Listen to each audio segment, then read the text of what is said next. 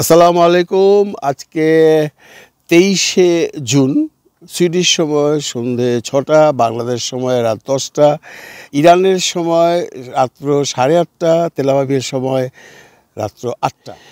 আজকে যুদ্ধের 10ম দিন চলছে। 9ম দিনের দিন যে ঘটনাগুলো ঘটেছে আপনারা সবাই জানেন। 8ম দিনে কিন্তু আমেরিকা বিরাট একটা হামলা করেছিল P-2 বিমান দিয়ে ইরানের ফার্দো, নাতানজ এবং ইস্পাহানের পারমাণবিক চুল্লির উপরে। সেটা কি হয়েছে আপনারা অনেকেই জানেন। আমি একটা ভিডিওতে বলেছি যে আমেরিকা খেয়ে গেল ধোঁকা, বলে গেল বোকা।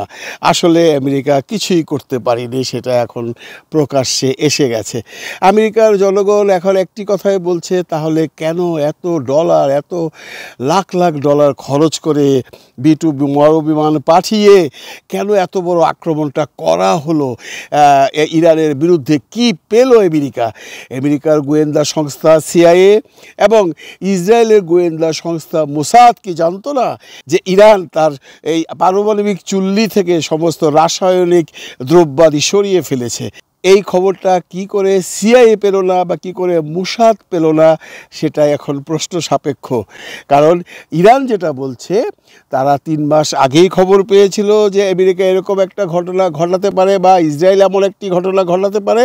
সেই সুবাদে তারা সেই রাসায়নিক প্রকল্পের সমস্ত রাসায়নিক দ্রব্যাদি 3 মাস আগেই তারা এমন এক সুরক্ষিত জায়গায় নিয়ে রেখে দিয়েছে যা পৃথিবীর কেউ জানে না। এত বড় ধাক্কাটা আমেরিকার খাবার পর আমেরিকানবাসীরা বেশ উত্তেজিত এবং রাগান্বিত।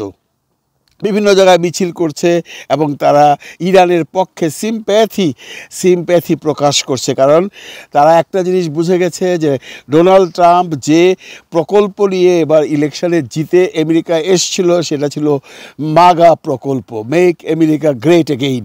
কিন্তু ডোনাল্ড ট্রাম্প সেখান থেকে সরে যাচ্ছে এবং ইসরায়েলের সাথে জড়িয়ে গেছে। অনেকেই বলছেন ডোনাল্ড ট্রাম্প নিজেও নাকি জানতো যে এগুলো ওখানে কিছু পাওয়া যাবে না, তবু সে আক্রমণটা করেছে জাস্ট ইসরায়েলিদের খুশি করবার জন্য।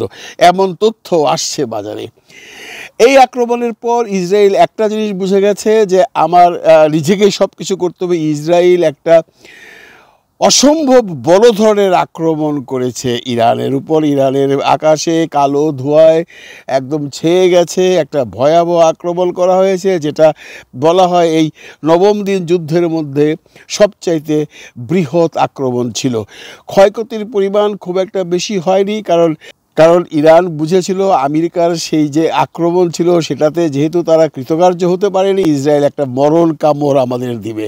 সেই জন্য ইরান প্রিপারেশনে ছিল। তবে একটা ভয়াবহ আক্রমণ ইসরায়েল করে ফেলেছে ইরানের উপরে।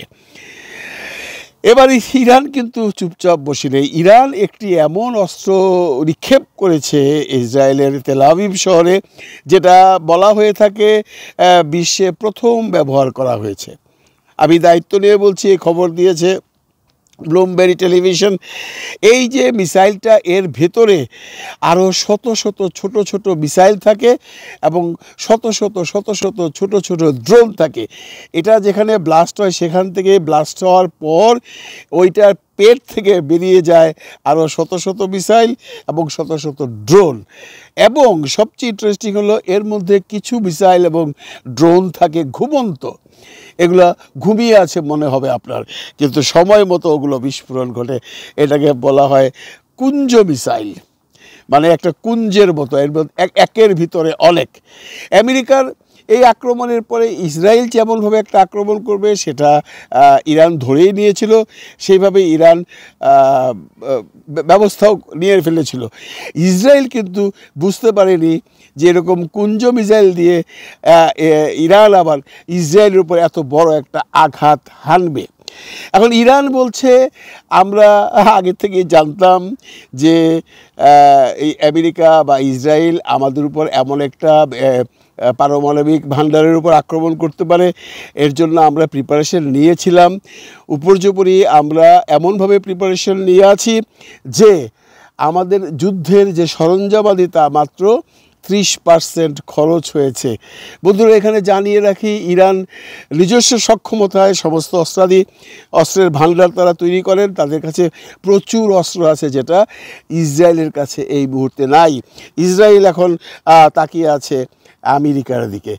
ইরান একটি কথাই বলছে, এই কুঞ্জ মিসাইল ছাড়বার পর, যে এটা তো মাত্র ট্রেলার দেখালাম, পিকচার আভি বাকি হয়। ইরান ইসরায়েলের যুদ্ধর খবরাখবর নেবার জন্য থাকবেন আমার সাথে। আমি চেষ্টা করব সত্য খবরগুলো পরিবেশন করতে। ভালো থাকবেন সবাই, ভালো রাখবেন সবাইকে। আল্লাহ হাফেজ।